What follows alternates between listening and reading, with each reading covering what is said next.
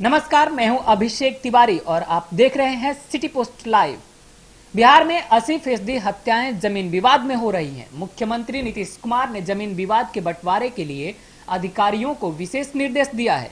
अब बिहार में जमीन रजिस्ट्री की नई व्यवस्था के अनुसार आगामी 2 अक्टूबर से बिना जमाबंदी यानी बिना दाखिल खारिज के जमीन की रजिस्ट्री नहीं होगी।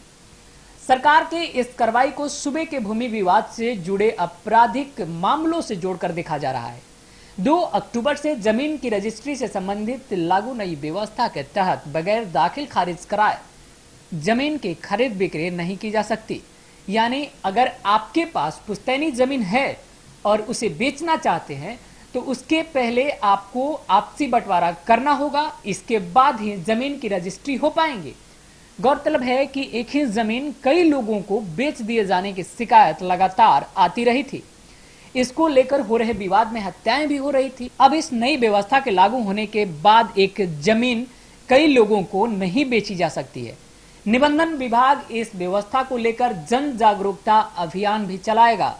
नई व्यवस्था के लिए भूमि राजस्व विभाग रजिस्ट्री और अंचल कार्यालयों को नए सॉफ्टवेयर से जोड़ने की तैयारी चल रही है। नए सॉफ्टवेयर से जानकारी मिल जाएगी कि बिक्री किए जाने वाला जमीन जिसके नाम पर है वो जमीन वास्तव में किसका है। गौरतलब है कि खुद सीएम नीतीश कुमार लगातार कहते रहे हैं कि बिहार में हो रही हत्याओं का मुख्य वजह जमीन विवाद है।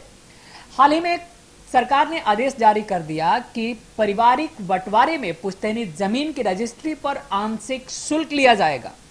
गौरतलब है कि नीतीश राज में बिहार में जमीन की कीमत आसमान छू रही है।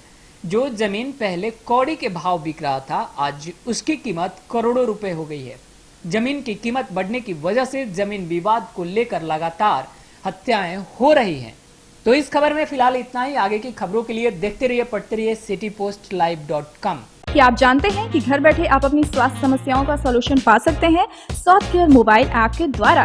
अधिक जानकारी के लिए आप संपर्क कर सकते हैं। हमारे फोन नंबर्स हैं 9472981111, 9472982222।